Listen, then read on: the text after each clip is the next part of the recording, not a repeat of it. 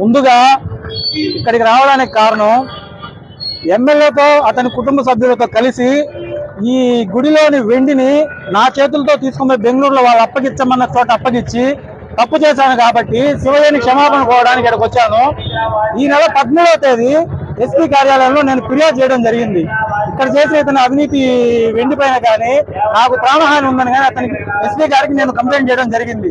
ఇక్కడ జరిగిన వెండి అవినీతిపై ఇంతవరకు ఏ అధికారి కానీ స్పందించి ఒక కంప్లైంట్ కానీ ఏం జరిగిందని నన్ను విచారించడం కానీ ఎటువంటిది జరగలేదు. దీనిపైన ఖచ్చితంగా ఈ గుడిలో జరిగిన వెండి పైన ఆయన చేసిన లిక్కర్ స్కామ్ మీద రెండింటి మీద విచారణ జరిపించాలని ఖచ్చితంగా అధికారులను కోరుతా ఉన్నాను. ఇంకోటి ఏంటంటే ఆయన నుంచి నాకు ప్రాణహాని ఉంది.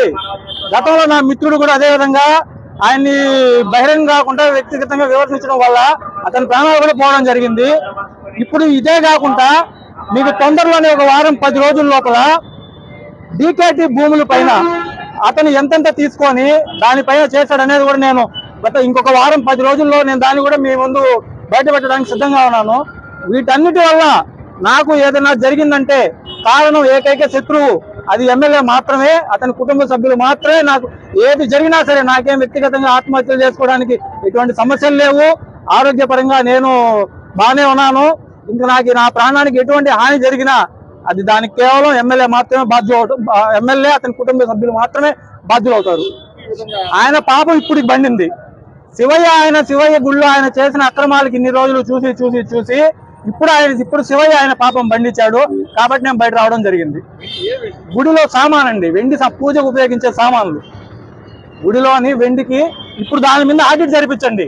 గుడిలోని ఎప్పుడెప్పటి నుంచి వచ్చిన వెండి సామాన్లు అప్పటి నుంచి వచ్చినటువంటి ప్రస్తుతానికి ఈ రోజుకి ఉన్నాయా లేదని ఒకసారి ఆడిట్ చేయించండి.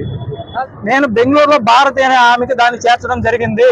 ఆమె నా అకౌంట్కి 10 లక్షలు కూడా పంపించారు. ఆమె ఎవరో కూడా నాకు తెలియదు. కేవలం వీళ్ళ తరపున మాత్రమే ఆమె నాకు పంపించడం జరిగింది. మీకు తొందరలో వితిన్ 1 వీక్ 10 days లో ఇక్కడ జరిగిన ల్యాండ్ గురించి కూడా నేను మీకు తెలియజేస్తున్నాను. 10 రోజుల్లో తెలియజేస్తాను. అది ఇంకా పెద్ద అవినీతి. అది కాళహస్తి ప్రజలకు ఒకటే తెలియజేస్తున్నాను, ఈ ఎమ్మెల్యే పై కనిపించేంత సౌమ్యుడు కాదు. ఈసారి కన్నా మీరు అతన్ని గెలిపించారంటే మాత్రం మీ ఇళ్లలో కూడా మీరు ఉండలేరు. 13 సంవత్సరాలు అతనితో సహవాసం చేసిన వ్యక్తిగా చెప్తున్నాను. ఈసారి పొరపాటున ఆయన కానీ గెలిచాడంటే మీ ఇళ్లలో మీరు కూడా ఉండలేరు. ఇస్తాను మీకు ఏది కావాలన్నా ఇస్తానండి. నేను